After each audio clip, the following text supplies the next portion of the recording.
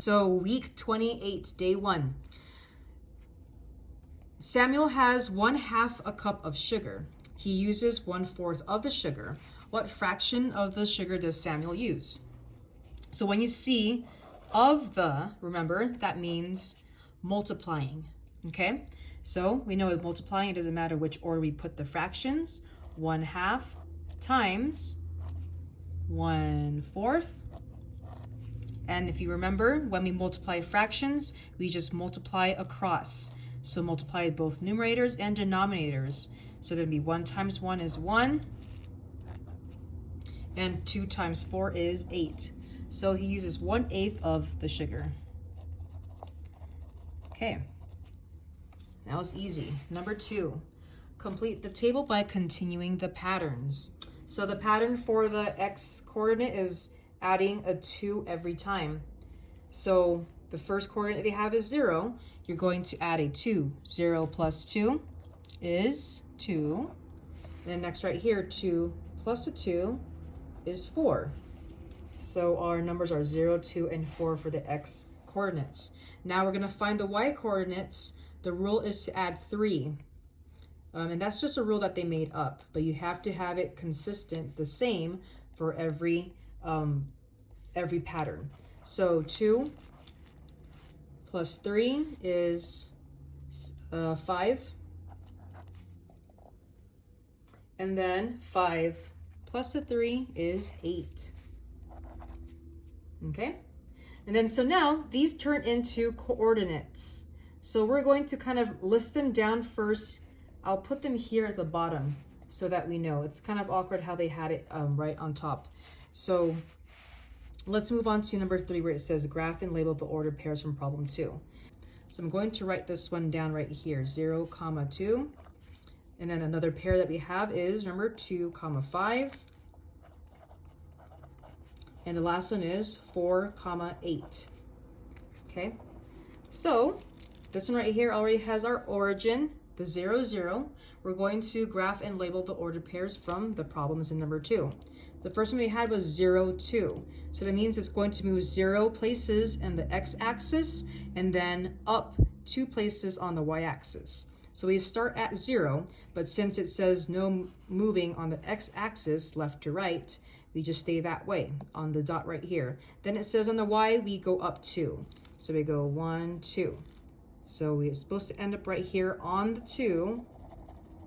And then you're going to label them because they don't have any letters next to them for this exercise. So you put 0, 2. That's how you label them.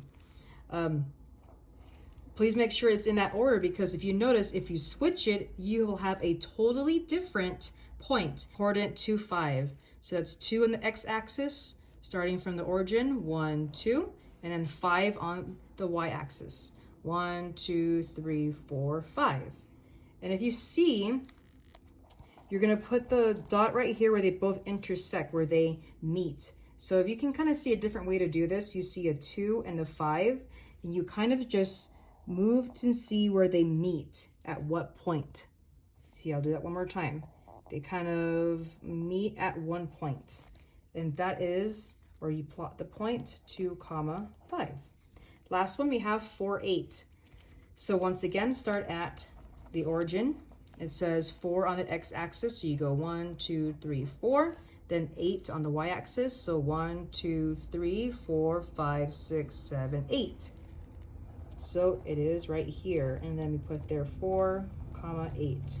And one more time, 4 on the x-axis, 8 on the y-axis, and let's move our fingers and see how they meet. It's right there. Number 4, it says, find the volume of the composite figure. So composite figure means that we have two 3D objects that we put together. To find the volume of anything, right, we know it is length times width times height. So in a regular box, 3D box, right, you would have the length here, the width is here, whoops, and the height. So we would multiply those 3 numbers. But you can see we have a really weird shape here. However, you can kind of break up the piece and add those 2 volumes back together. So what I'm going to start on is kind of like this area right here. you can kind of see, I can actually kind of make a little dot, dot, dot, dot, dot, dot, dot, and see that it is this, this shape. So if I kind of take away that back part right here. So if it's just this shape over here, it's going to be kind of like this box. I'm going to kind of outline it. Okay. So now this is a box that I can find the volume for. So the length for this box over here is, so let's put volume equals length times width times height right here. Let's kind of zoom in a little bit and focus on that. The length right here would be the 2 over here, okay? Because remember, I'm looking for how long it is over here. So I'll put a 2 over here times width. Width would be the line that's going over here, right? But in this part, I don't see any number labeled. However, if I kind of go up to the next line at the top, this line is the same length as this line right here, right? So I'm going to keep on going. There's no length over here, but then I'm going to go move across this plane right here. And now I see that the same length of line now finally has a length. It's 8. So that actually is going to be our measurement for this side. If this is 8, this is also 8, this is also 8. And that back one right here is also an 8. Okay, so that would be our width. So we'll put it down here, 2 times 8, okay? Please go rewind again if that did not make any sense to you, okay? It's just that in a box, you have the same length for the same sides, if they're the same side, okay? Then last one, we're gonna find the height. We're gonna figure out how tall this is. We don't see how tall it is here. There's no number here, whoops. However, there is a number right here, it's 2, okay? So now I'm gonna multiply all those together. I have 2 times 8, which is 16. And then 16 times 2, 6, 12, 2, 3, 32, okay? So, whoops, sorry. This is 32 centimeters cubed. So the volume of this whole box over here is 32 centimeters cubed, okay? I'm gonna put it over here. All right, so now I'm going to kind of ignore this box, and now I'm going to move on to the other side of the box, okay? This is a more rectangular one, a longer one. So now I'm going to focus on the one here at the back. So kind of like that longer rectangular prism, okay? And it kind of has a line that goes that way, see? If I don't look at this red one. So let's look at the green one now.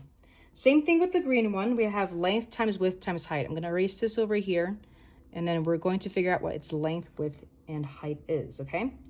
So you know that, let me go back to the red one. This bottom one, the length and width is the same as the plane on the top. It's kind of like the floor and the ceiling. They're the same size. So in this shape over here, if I make its little, okay, I'm gonna say, okay, this is most likely going to be, we'll make this one its length, okay? So let's put a 10 right here. Then I want to see what the length is over here, or the width is, okay? Because it's that times its height. So I don't have a number here, but if I go down here, this is the same length as this length, okay? Or the same measurement. And if I go move this way, this is the same length. It's like when you see in a box, it's the same length, okay? Like, so this is 2 centimeters. That means that's also 2 centimeters. So 10 times 2, okay? Now I'm gonna need to find my height. It's already here, 2 centimeters. And if you kind of look back, I know I said to ignore the red box, but if you kind of look back, the height is gonna be all the same. This is 2 centimeters, this is 2 centimeters, this is 2 centimeters, right? And this was also 2 centimeters, and this was 2 centimeters over here, because you're just going around the shape. So even though they don't label every side, you can kind of look around and compare each side to see and figure out what the missing number is. And it will always have what the number is for the shape. So now we're going to calculate the volume of the green rectangular prism. Let's multiply. Now let's make this one easy. 2 times 2 is 4. Bring down the 10. 10 times 4 is 40. Okay? But that's 40 cubed centimeters, and that's only the green part. I want to figure out the total of the entire shape. So what do? I'm going to add both volumes. The 40 plus, down here was 32. 32. Okay, 0 plus 2 is 2. 4 plus 3 is 7. So the total volume of this entire thing is 72 cubic centimeters. If you divide this half into 3 parts, how much would each 3 part be considered in relation to this one whole? So to get a good idea about it, let's complete the rest of the missing parts over here so that we know. So this is a half, and to make a whole, you would need another half, right? And then this one's divided into 3 parts. So that means that this half is also going to have 3 parts, okay? Just imagine that I did it nicely. So if I count the total amount of parts in relation to my one whole, how many pieces do I have? Let's count. 1, 2, 3, 4, 5, 6. There are 6 parts. So I can actually write in each of them 1 6, even in these question marks right here. They're all a 6th part. So now going back to my question, 1/2 divided into 3 parts, what would that be? They would be 1/6. Okay, 1/6 parts if you divide that half into 3 parts. Okay, so it's not 1/3, it is 1/6. So number 6 says circle the errors and rewrite the sentences. My favorite book is Wonder, but my sister's favorite book is Little House on the Prairie. Okay, so we have a few things that are we need to correct here. So favorite is not spelled correctly, right? It is Favorite. Book is Wonder. And then whenever we have books, you're supposed to underline them to indicate that they are titles of books. So Wonder. And then right here we have a conjunction. Remember, a conjunction is a word that connects another phrase or sentence. But whenever you have a conjunction like and, but, or, you need a comma right here. And I put a little caret, that's a little roof-like thing. That's what editors use when they edit writing, okay? That means you're inserting a comma right before the conjunction but, okay?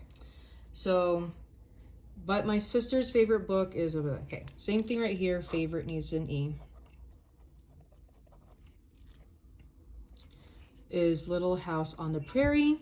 And then Little House on the Prairie is supposed to be underlined because it is a title of a book. Okay. And then I think there's one more right here. Sisters. Something belongs to the sister is the book.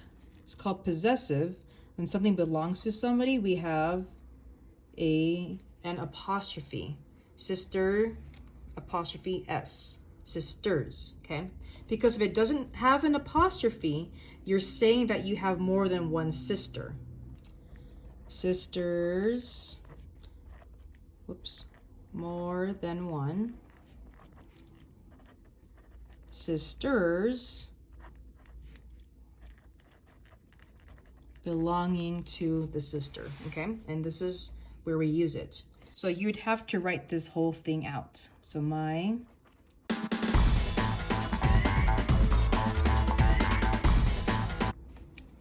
okay. The next one, trace, break a leg. And this is an idiom. If you remember what it means, to break a leg is a way to actually say good luck. Okay, and that is all the answers for week 28, day 1.